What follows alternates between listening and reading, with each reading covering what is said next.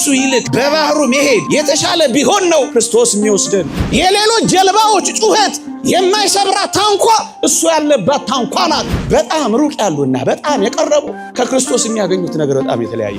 አርዮስ በቤተ መቅደስ ከካደው ይልቅ መስቀል ላይ ያወቀው ያ ቲያታዊ ዘየማን እንዴት ይደንቃል! እነሱን ማቅረብ አለበት እግዚአብሔር በታምራት። እኛስ ከዲያብሎስ ጋር ባለብን ብርቱ ውጊያና ፈተና አሸናፊዎች መሆን አለብን። በምድር ላይ ደዌያትን አራቀ፣ በታንኳ ላይ ደግሞ የሐዋርያትን ፍርሃት አራቀላቸው።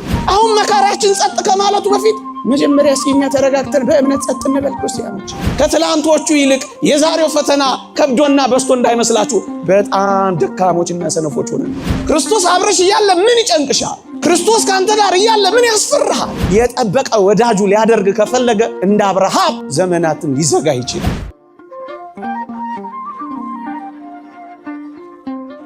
የተወደዳችሁ ክርስቲያኖች፣ በፈተናዎቻችን መካከል ያወቅነው ክርስቶስ አይበልጥም? በእርግጠኝነት በደህናው ጊዜ ካገኘነው እግዚአብሔር ይልቅ በመከራችን ጊዜ ያገኘነው እግዚአብሔር አላስደነቃችሁ?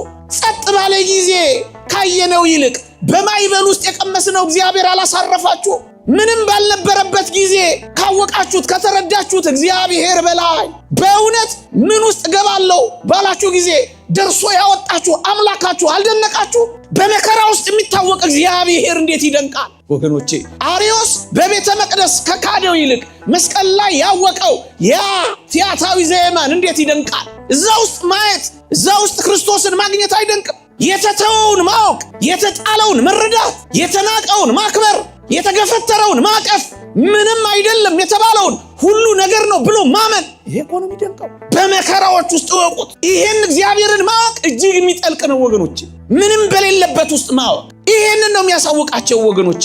የተወደዳችሁ ክርስቲያኖስ፣ በጉ መድኃኒታችን ኢየሱስ ክርስቶስ ወደሚመራን ሁሉ መሄድ እሱ አንድ የክርስትና ልክ ሆኖ ሳለ ከየብሱ ይልቅ በባህሩ መሄድ የተሻለ ቢሆን ነው ክርስቶስ የሚወስደን። እንዳትጠራጠሩ።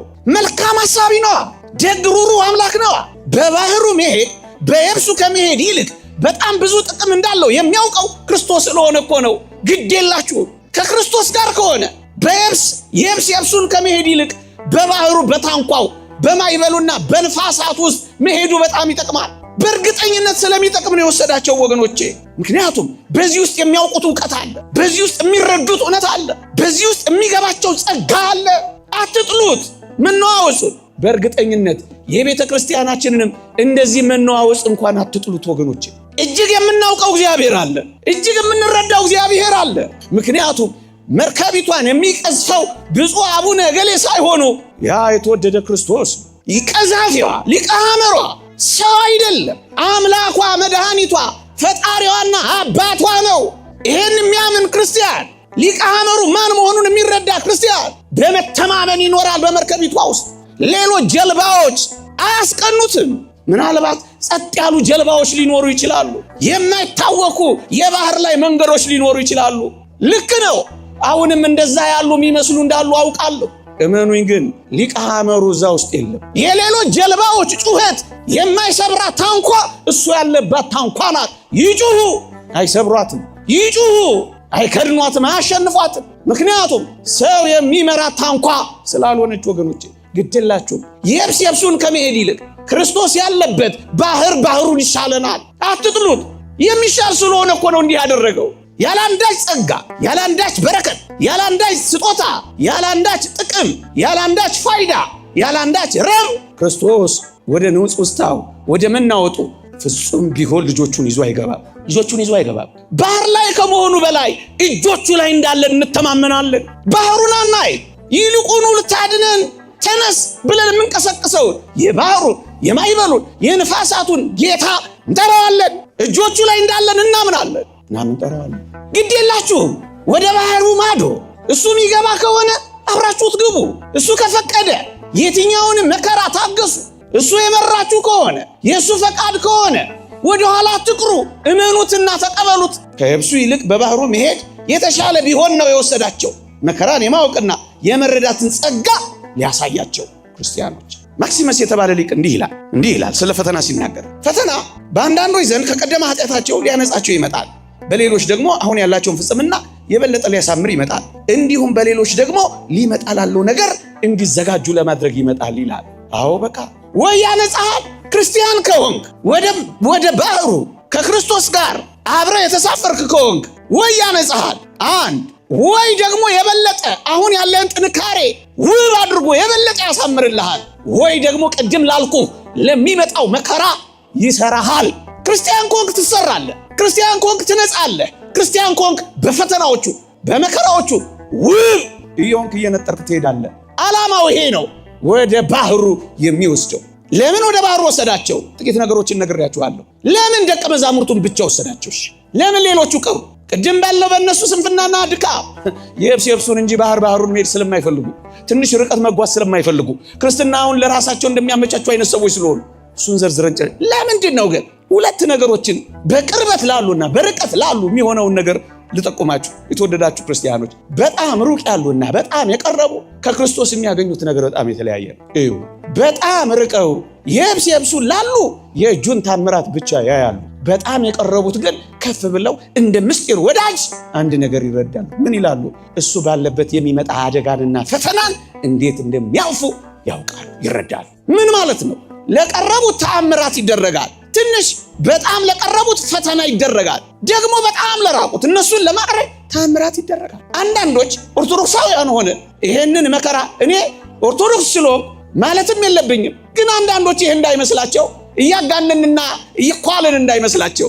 ለምንድን ነው ይሄ ሁሉ መከራና ውርጅብኝ ከዘመናት መፈጠር ጀምሮ የደረሰብን ካላችሁኝ፣ በጣም የቀረብን ስለሆንን ነው። በእርግጠኝነት የቀረቡት ሐዋርያት ማይበልና ንፋሳት እስኪደፍቃቸው ድረስ ፈተና ገጠማቸው። የራቁት የብሱን የሚሄዱት ግን የእጁን ታምራት አሳያቸው። ምን ማለት ነው? በጣም ከቀረብክ ከፈተናዎች ጋር ከመከራዎች ጋር በዚህ ምድር ካሉ ስቃዮች ጋር ከክርስቶስ ጋር አብረህ ትኖራለህ። ስትቀርብ የበለጠ ፈተና ይመጣል።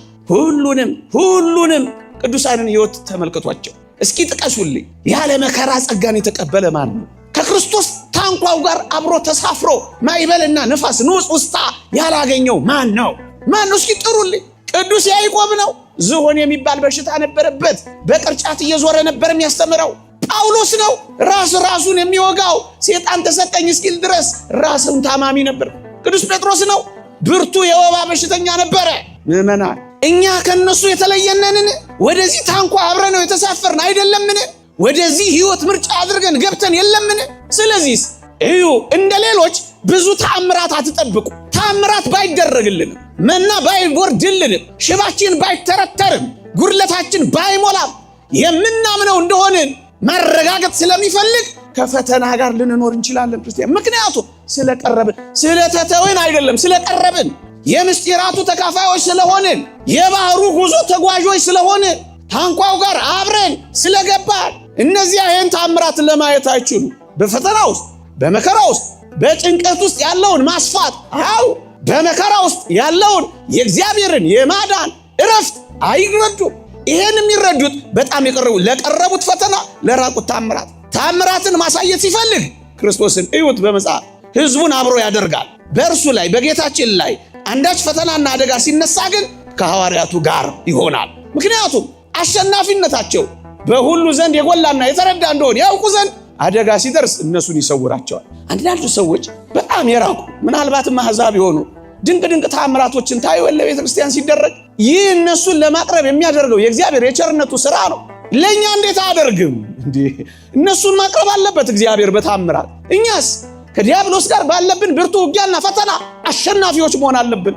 ስለዚህ ለአንዳንዶቻችን ፈተና፣ ለሌሎቻችን ደግሞ ተአምራት ሊቀርብልን ይችላል። የተወደዳችሁ ክርስቲያኖች፣ ለሌሎች ደውያትን ሲያባርርላቸው ከርሟል። ቅድም እንዳልኳችሁ በመግቢያ ይላል። ለሐዋርያትስ የፍርሃት ጊዜ፣ የድንጋጤ ጊዜ፣ የመረበሽ ጊዜ ይሰጣቸዋል። እንዲህ አይነት ጊዜ ሊኖር ይችላል። የመረበሽ ጊዜ፣ የፍርሃት ጊዜ፣ የማጣት ጊዜ፣ እንቅፋት የመግጠም ጊዜ፣ ደስ የማያሰኙ ጊዜያት። እነዚህ ጊዜያት እኮ የሐዋርያት የዚህ የታንኳ ላይ ጊዜያት ናቸው ወገኖች። እነዚህን ጊዜያት አትጥሏቸው። የምትፈሩባቸው፣ በጣም የምትጨነቁባቸው፣ በጣም ትካዜ የሚገባባቸው፣ በጣም ሆድ የሚበሳቸው እነዚህ ጊዜያት ጥቂት ጊዜ ሊኖር ይችላል። ምን የሆነ የፍርሃት ጊዜ በዛች በታንኳ ላይ የሚኖርባት ጊዜ። እቺ ጊዜ ክርስቶስ ስለሌለ አይደለም ወገኖች።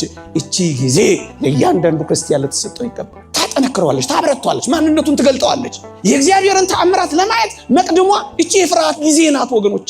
የእግዚአብሔርን የሥራ ሁኔታ ለማድነቅ እነዚህ የፍርሃት ጊዜዎች አስፈላጊዎች ናቸው ወገኖቼ። ከዛ በኋላ ነው የሐዋርያትን ፍርሃት የሚያርቀው። የተወደዳችሁ ክርስቲያኖች እዩ፣ በምድር ላይ ደዌያትን አራቀ፣ በታንኳ ላይ ደግሞ የሐዋርያትን ፍርሃት አራቀላቸው። የፍርሃት ጊዜ ውስጥ ናቸው። አንዳንድ ጊዜያት እንደዚህ የክርስትና ሕይወታችን ጊዜ ውስጥ እነዚህ ጊዜያቶች አሉ። ፈርታችሁ ታውቃላችሁ፣ ተጨንቃችሁ ታውቃላችሁ፣ ታማችሁ ታውቃላችሁ፣ የሰፋቸው ምድር ጠቧችሁ ያውቃል። እነዚህ ጊዜያት የግድ ናቸው፣ የግድ ናቸው። እነዚህ ጊዜያት መከራውን ፈተናውን ያስነሳና የፍርሃት ጊዜ እንዲኖረን ይሄ ለምን እንደሆነ ታውቃላችሁ? ኋላ የጸጥታው ጊዜ ሲመጣ የመታወኩን ጊዜ እንድናስታውስ በእርግጥም በጥንቃቄ እንድናስተውለው እነዚህን የፍርሃት ጊዜዎች በሕይወታችን ውስጥ ያመጣዋል እግዚአብሔር። አለበለዚያስ የጸጥታውን ጊዜ አናጣጥመው። የጸጥታው ጊዜ ሲመጣ ብርቅና ድንቅ አይመስልንም። ስለዚህ ጥቂት የሁከት፣ ጥቂት የንውጽውጽታ፣ ጥቂት የማዕበል፣ ጥቂት ከወዲህ ወዲያ የመላጋት ጊዜያቶች ይኖሩናል። ለምንድን ነው የሚያደርገን? በደንብ እያስተዋሉ ጥቅም እንዲያገኙ ንውጽውጽታውን ይፈቅዳል ወገኖቼ። የሚፈቅደው ግን ይሄን ንውጽውጽታ፣ ይሄን ማዕበል የሚፈቅደው ግን ለምንድን ነው ካላችሁ ኋላ ያለውን ጸጥታ ለማጣጣም አስተዋዮች እንድንሆን ነው ወገኖች። የትኛውንም ነገር የሚፈቅደው የተወደደ መድኃኒታችን ለዚህ ነው። በደንብ እንድናጣጥመው፣ በደንብ እንድናውቀው፣ በደንብ እንድንረዳው፣ በደንብ እንዲገባ። ክርስቲያኖች ብዙ ነገር እኮ አሳይቷቸዋል።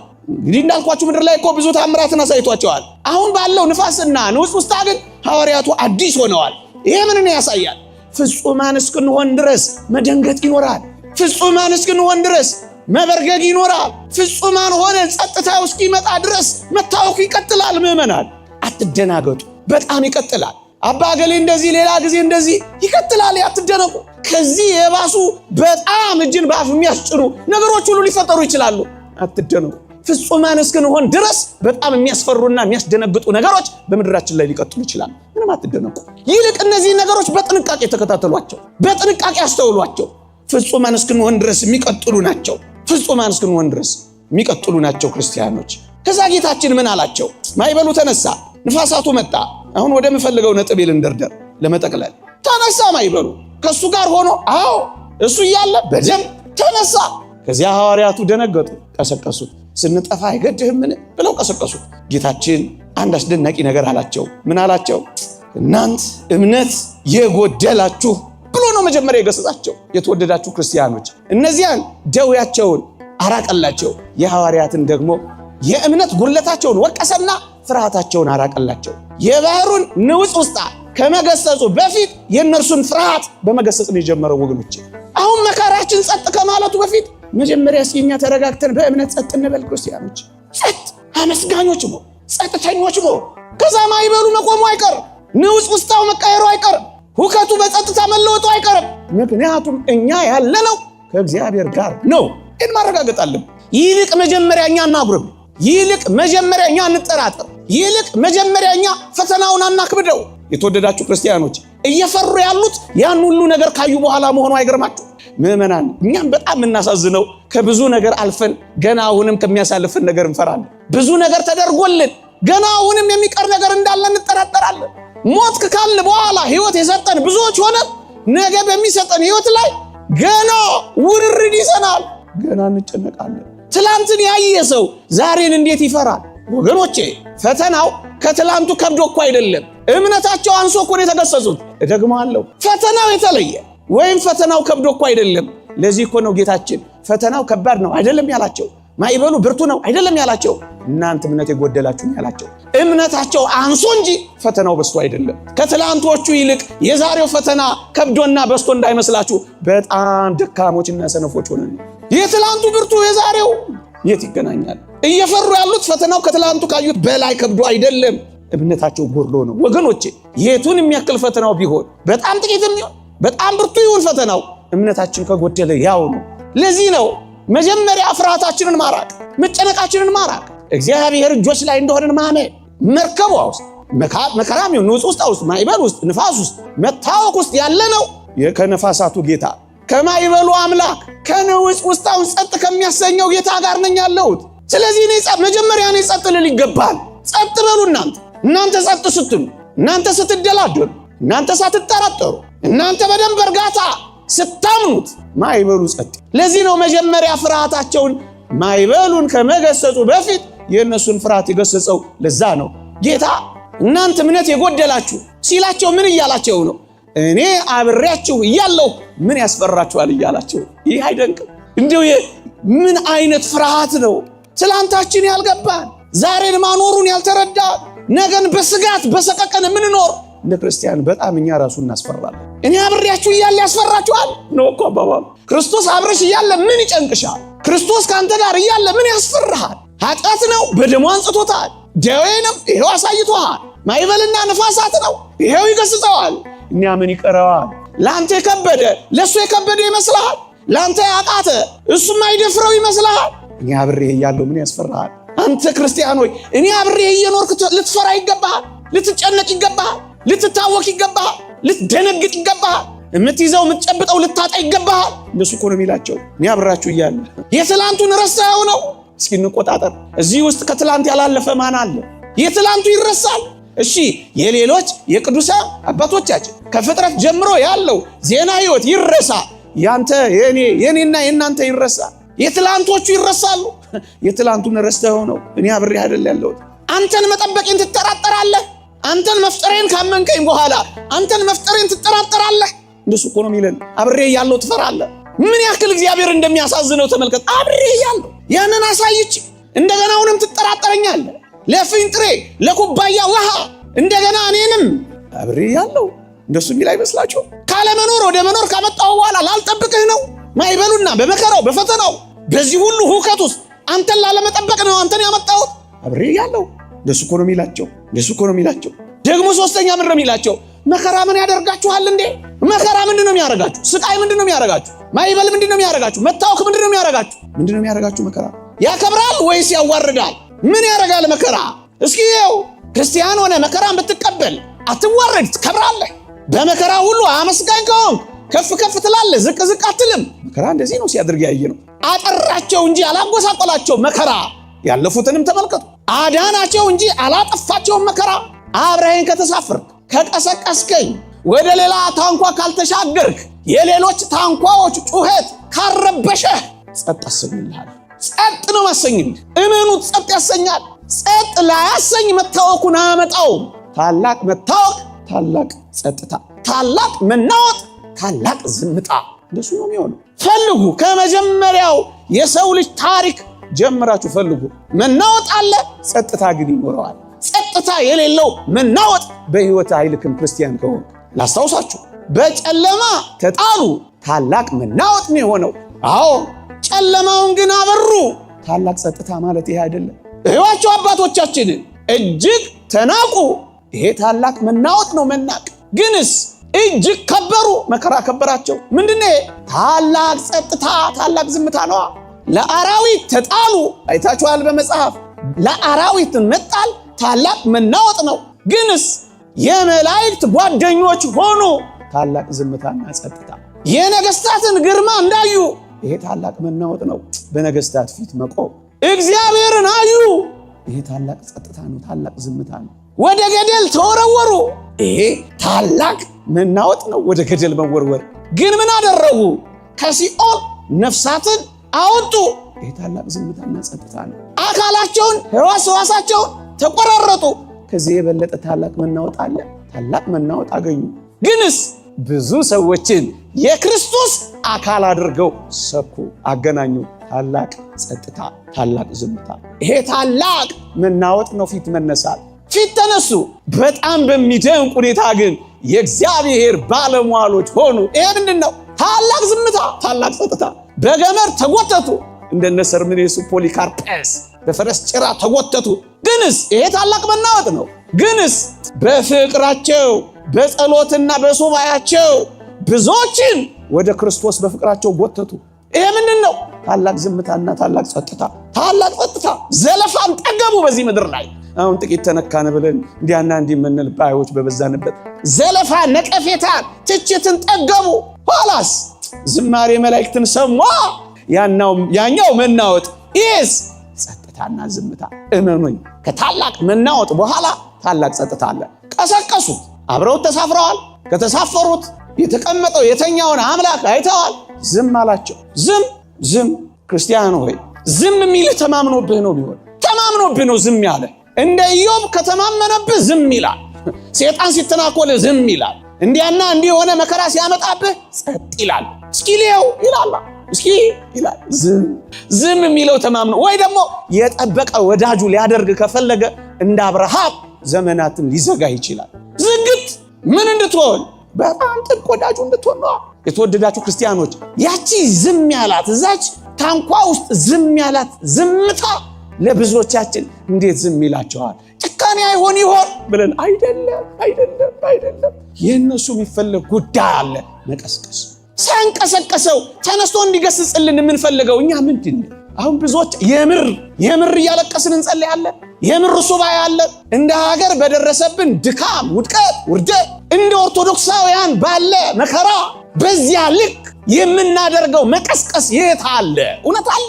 ዝምታውን እንደ ጭካኔ እንዳንቆጥ ዝምታውን እንደ ጭካኔ። የተወደዳችሁ ክርስቲያኖች ክርስቶስ ስለኛ የተሸከመው መስቀል ትርጉሙ ፍቅር ከሆነ እኛ ስለ ክርስቶስ ብንሸከመው መከራና ስቃይ ወይም ባጭሩ መስቀል ጭካኔ ሊሆን ይችላል ብለን እንዴት እንገምታለን? ክርስቶስ ለኛ ያሳየው ፍቅር ከሆነ መስቀል ላይ የተሸከመው መስቀልን ተሸክሞ ይከተለኝ ያለው የትኛውም የክርስቲያን መከራ የእግዚአብሔር ጭካኔ ያደርገልን ተረጉሞ አይገባም። የተወደዳችሁ ክርስቲያኖች የተወደደ አምላካችን እግዚአብሔር አብ የተወደደ መድኃኒታችን ኢየሱስ ክርስቶስ አንድያ ልጁን ዝም በማለቱ አብ ጨካኝ ነው ካልተባለ እኛን ዝም ቢለን ጨካኝ ነው አይባልም እንዳትሉት። ይልቅ የላቀ የፍቅር ዓላማ የላቀ የሥራ ዓላማ እንዳለው ልንረዳ ይገባናል ወገኖቼ። ታላቅ መናወጽ ታላቅ ጸጥታ ግን ይከተለዋል። ኢዮብን ልትመለከቱ ትችላላችሁ። 10 ልጆቹን አጣ። ኋላ ላይ መጽሐፍ ቅዱስ ጊዜ ስለሌለኝ በዚህ ብቻ ላብቃ። ኢዮብን ያለ ደረጃ አንድ መከራ የተቀበለ ፈተናን ያስተናገደ ሁከትና ማዕበል በሕይወቱ ያለፈ ሰው እንደሌለ ታውቃላችሁ። በታላቅ መናወጽ ውስጥ ታላቅ ጸጥታውን ላሳያችሁ። ብዙ ጊዜ ታላቅ መከራውን ሰምተናል። ታላቅ መናወጽ በሕይወቱ ካለፈ በኋላ ታላቁ ጸጥታ እንዲህ ይላል፣ እግዚአብሔር ከፊተኛው ይልቅ የኋለኛው ለኢዮብ ባረከ ይላል። ታላቅ ጸጥታ። እንደ ኢዮብ ሴቶች ልጆች ያሉ የተዋቡ ሴቶች በአገሩ ሁሉ አልተገኙም ይላል። ኋላ የሰጠው ታላቅ ጸጥታ። እግዚአብሔርም ቀድሞ በነበረው ፈንታ 2 እጥፍ አድርጎ ለኢዮብ ሰጠው። ታላቅ ጸጥታ፣ ታላቅ መናወጽ፣ ታላቅ ጸጥታ። ዮሴፍንም አብርሃምንም አልዓዛርንም ሐዋርያትንም የዚህችን ዓለም መጠናቀቅ በሰማይ ወደብ ያለንን እረፍት ተመልከቱት። ታላቅ መናወጽ በዚህ ዓለም ታላቅ እረፍት በሚመጣው ዘመን ይቆየን። የእግዚአብሔር ቸርነት የእመቤታችን አማላጅነት ሩሳን በረከት ረድኤታ አይለየን። አሜን።